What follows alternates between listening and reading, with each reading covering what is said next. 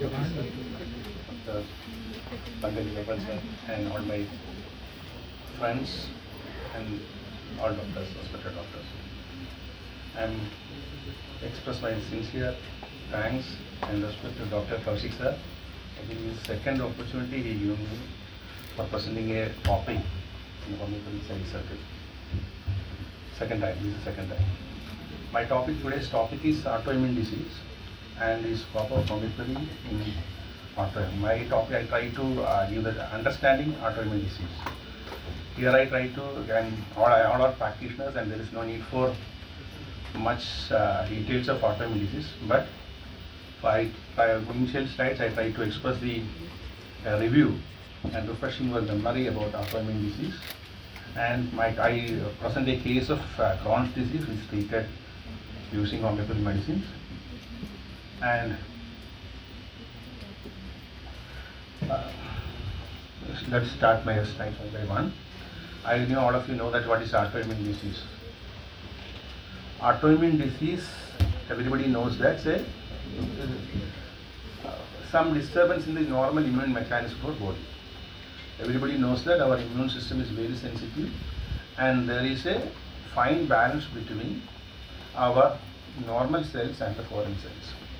If there is some disturbance versus that balance, that leads to some problem with the immune system. It may affect our normal cells also. The foreign, mistakenly our immune system attack our own cells. That is simply autoimmune disease. It may produce some inflammation and can affect any part of the body. The parts of body depend on which the autoimmune disease person has. Someone may have some systemic autoimmune disease, someone has some local autoimmune disease. Which is the autoimmune, the cells, our immune system wrongly attack our some special organ, that is become some local autoimmune disease, and if it is attacked the whole body and whole system, then we can call it systemic autoimmune disease. And there's a study that most of the autoimmune diseases are more common in females. There are many explanations for that, especially during the fertile period. The chance of attack is very high due to number of hormones and large number of hormones. And other theory of which autoimmune disease may be a genetic, environmental, and some hormonal and some epigenetic factors which can also affect the progress of the autoimmune disease.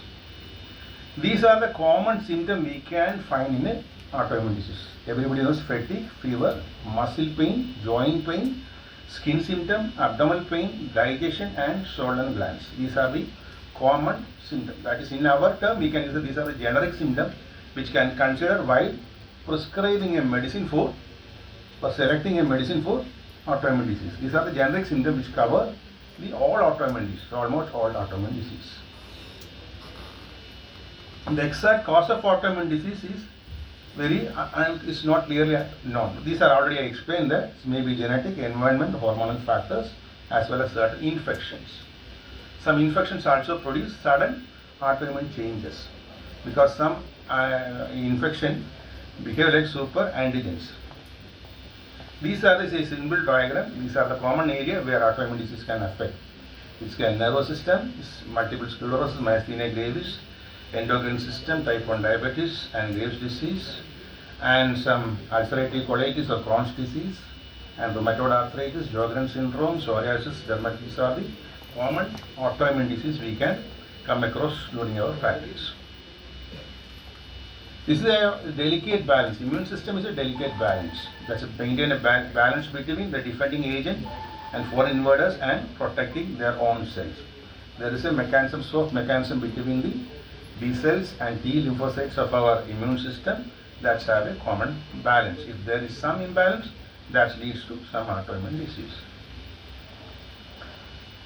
Then usually immediately after the reaction, the self-reactive cells are generally either eliminated before they become active. That's a normal mechanism. Some helper cells, they try to avoid or evade the hyperactive or non-self-reactive cells. But in sometimes these T cells the mechanism is some disturbed, then that leads to the progress of some autoimmune disease. If there is a mechanism failure to arrest the self-reactive cells, that leads to autoimmune disease. Then how we can know? The common tests, the laboratory tests are very important. These tests are identify the certain autoantibodies or other immune markers that indicate self-directed immune response. For suspecting a case of autoimmune disease, laboratory investigation is very essential. Then only we can mark it, or we can call them as autoimmune disease as per the new relevant terms or as per the modern concept. The main test is autoantibody test. Many autoimmune diseases are characterized by their presence of autoantibodies. Everybody knows that. For example, anti-nuclear antibodies testing is a commonly used diagnosis for autoimmune. ANA test is commonly used for finding autoimmune disease. Then other tests we have to follow in an autoimmune suspected case of autoimmune disease are CBC, C-reactive protein, and DSR. These are the essential tests we have to follow in almost any suspected case of autoimmune disease, because these tests marks the inflammation in the body, which is a common symptom of all autoimmune disease. Then organ-specific tests. Certain autoimmune disease need some target-specific organs. For example, thyroid function test we are using, or biopsy. If, for example, Crohn's disease and ulcerative colitis, we are going for some specific test, biopsy test also. Then these are the large topics. There is no need for more discussion, but we should have some basic understanding of the pathogens of autoimmunity. There are many mechanisms that are trying to explain the reason for autoimmune disease other than the genetic, hormonal and environmental factors. There are many other theories also to explain the cause of autoimmune disease. One of the common tests is T cell bypass. Normally for any reaction, after any infection, the B cells is react only after the command from the T cells. If there is some bypass between that, then without the command, without from the direction of the T cells, B cell directly or overreact to the cell. Or some infection that also prevent the action of the T cells and directly initiate the overreaction. That's other super antigens. Some infections are super antigens. They create sudden reaction that leads to the autoimmune mechanism, imbalance in the normal immune system, and that leads to autoimmune disease.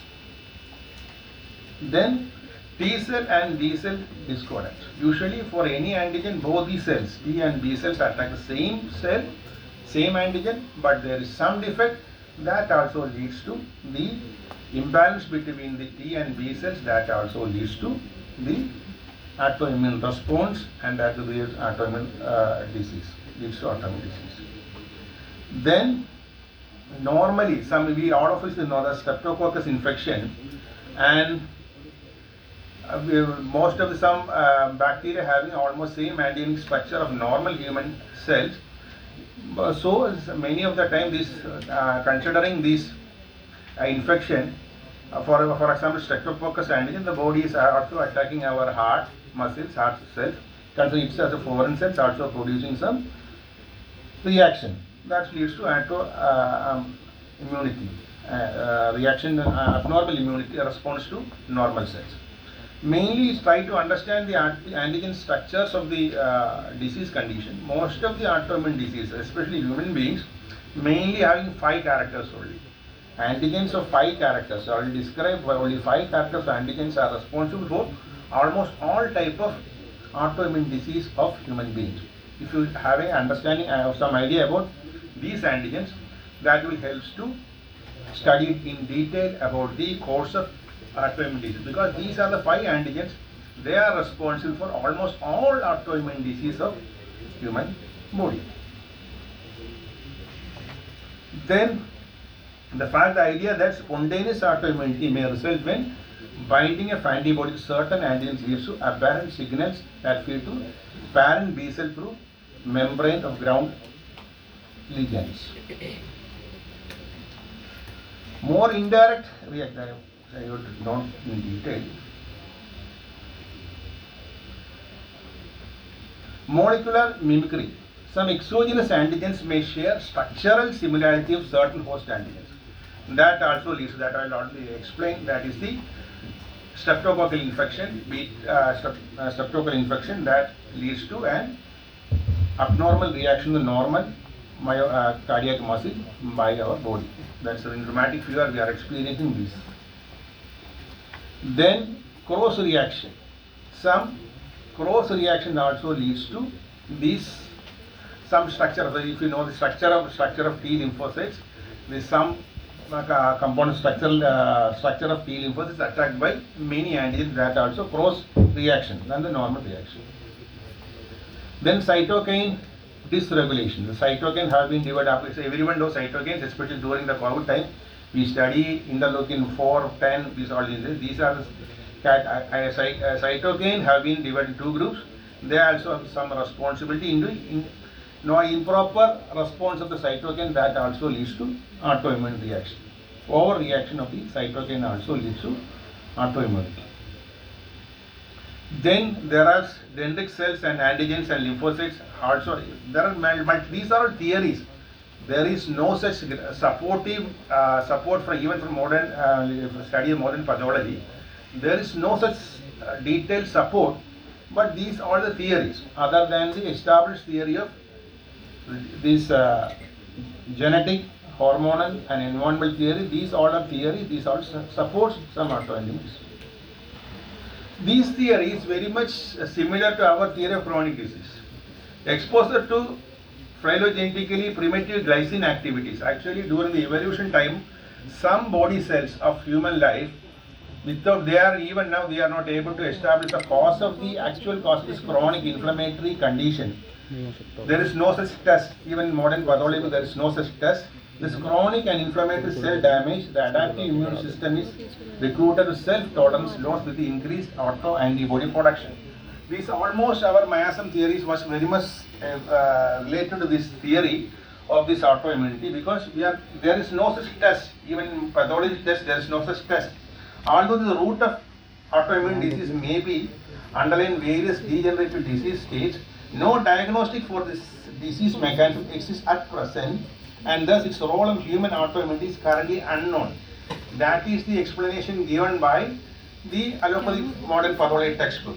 There is some chronic inflammatory test. They are not able to explain the actual cause of the inflammatory disease, but they try to establish that